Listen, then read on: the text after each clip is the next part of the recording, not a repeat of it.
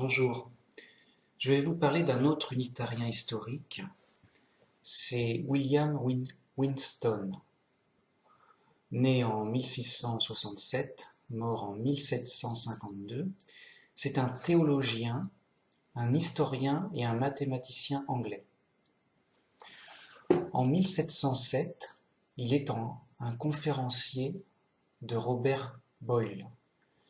Et pendant plusieurs années, il va continuer d'écrire, de prêcher, d'enseigner les mathématiques et la théologie avec grand succès.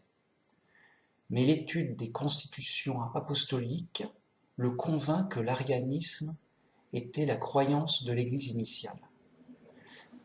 Alors c'était un conférencier, il enseignait, il était réputé, il enseignait avec beaucoup de succès donc les mathématiques et la Bible.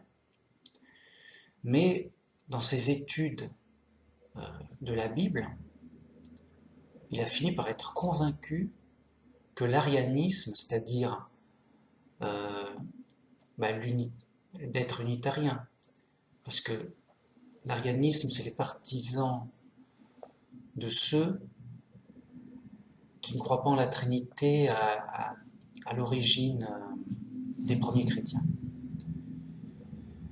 Mais ils ont été écartés lors du premier concile de l'Église.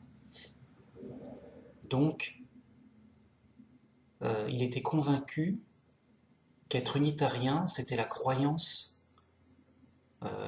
initiale de l'Église des premiers chrétiens, des apôtres.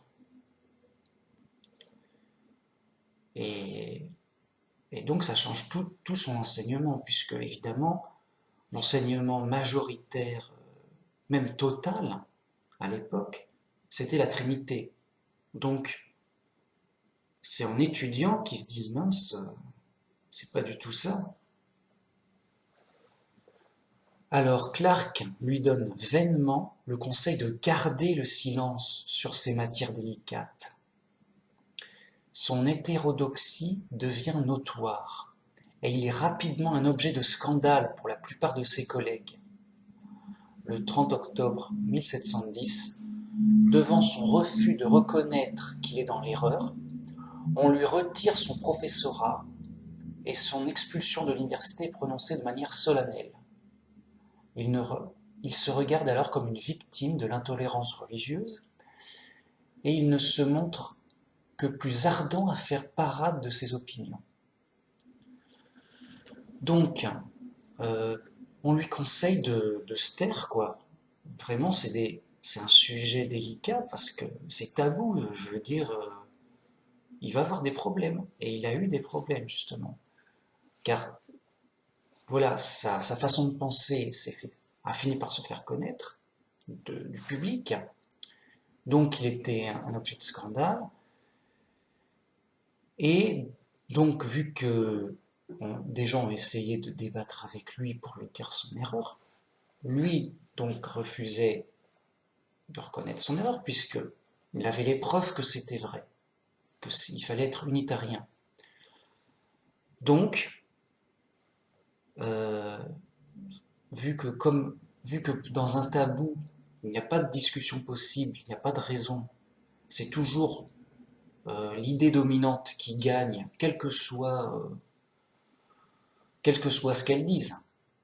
Donc, évidemment, euh, pour le public, il ne pouvait qu'avoir tort. Et donc, il a perdu son travail à l'université. Alors, ça ne l'a pas découragé justement de faire connaître sa foi de plus en plus, de manière vraiment convaincue et de vraiment la faire connaître davantage. Je poursuis. Dans son livre Christianisme primitif rétabli, en 1712, il justifie son opinion sur les constitutions apostoliques et le point de vue arien qu'il en a retiré. En 1713, il établit une liturgie réformée et en 1715, fonde la Société de promotion du christianisme primitif. Il donne des conférences en faveur de ses théories dans les salles et les cafés de Londres, de Bath et de Tunbridge Wells, ainsi qu'à son domicile londonien. Donc il écrit un livre pour dire revenons au christianisme initial, pour rétablir le vrai christianisme. Ensuite, il fonde une société, donc un groupe justement pour la promotion de ce christianisme rétabli, et donc il donne plein de conférences dans toutes sortes de salles, même chez lui, pour faire connaître aux gens le plus possible, autant qu'il peut, la Bible. Juste revenir à la Bible simple. Il veut juste revenir au christianisme primitif, c'est-à-dire initial, à la doctrine première, initiale du christianisme. C'est tout. Alors déjà, je trouve qu'il a eu de la chance de ne pas avoir de peine de prison ou vraiment des persécutions graves. Mais il a quand même perdu son travail et de conférencier à succès, quelqu'un qui avait une renommée, et c'est peut-être parce qu'il avait une renommée assez importante qu'il a pu échapper à des persécutions, mais donc quelqu'un qui avait eu beaucoup de succès dans le public, il s'est retrouvé rejeté et humilié comme un paria parce qu'il voulait dénoncer une fausse doctrine qui était majoritaire. Ses amis lui conseillèrent de se taire sur le vrai évangile pour ne pas avoir de problème. Mais il a préféré les trésors du ciel aux trésors de la terre. Et il a parlé au prix de sa carrière et de sa réputation. Voilà, il y a un choix où est-ce que je veux avoir du succès et de la gloire dans le monde? Dans ce cas-là, c'est simple, il faut que je fasse partie de l'Église du monde et à donner des fausses doctrines que le monde veut entendre. Oui, la Trinité. Oui, je vais vous expliquer la Trinité. Oui, voilà comment la Trinité est. Et oui, la Trinité est prouvée dans la Bible. Voilà. Voilà des discours fous qui plaisent au monde, parce que ça a été imposé par la force cruelle, durant des siècles, ça s'est imposé, c'est dominant dans la culture. Et là, il aurait eu du succès. Mais non, lui, il s'attachait à la vérité, et donc contre le conseil de ses amis, et à sa carrière. Qu'est-ce qu'il a fait? Je ne vais pas me faire des trésors sur terre, avoir une belle situation, à être admiré des gens. Non, non, non, non. Je vais me faire des trésors au ciel en disant la vérité envers la société, bien sûr. Et donc, avec les problèmes que ça suppose. Mais voilà, c'est la vérité que je cherche, et donc, c'est des trésors au ciel que je me fais.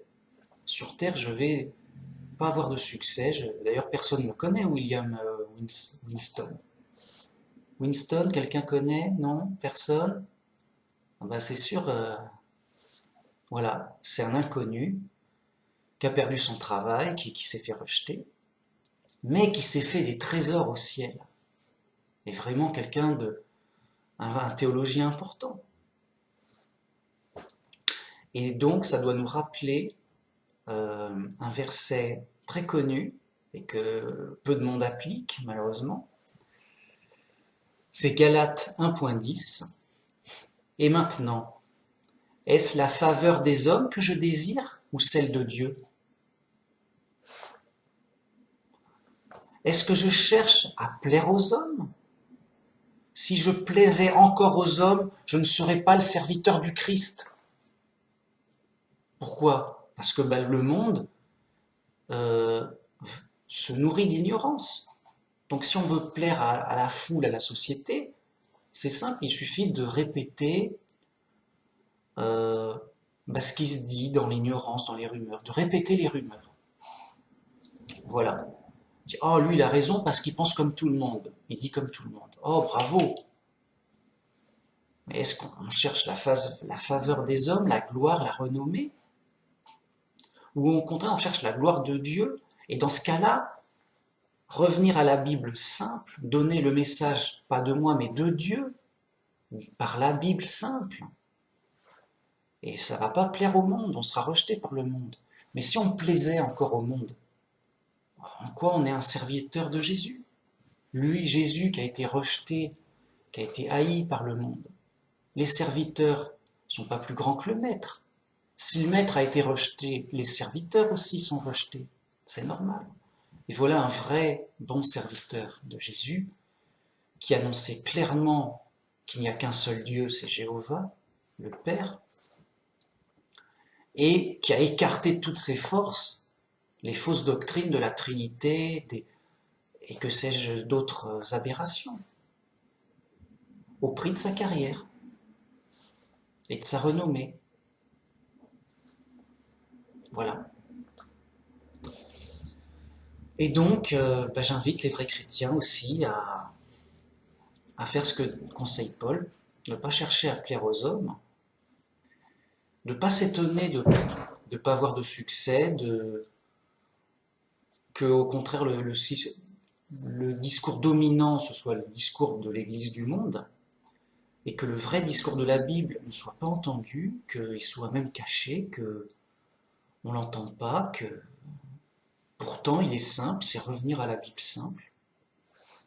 Voilà, il ne faut pas s'en étonner, car le monde glorifie l'Église du monde et ses fausses doctrines. Mais donc les vrais chrétiens, eux, ils sont cachés, ils sont rejetés, ils sont réduits en silence. Et pourtant, regardez il a fait plein d'efforts il a fait des conférences partout chez lui, il a fait un livre, il a fait une société exprès pour être unitarien.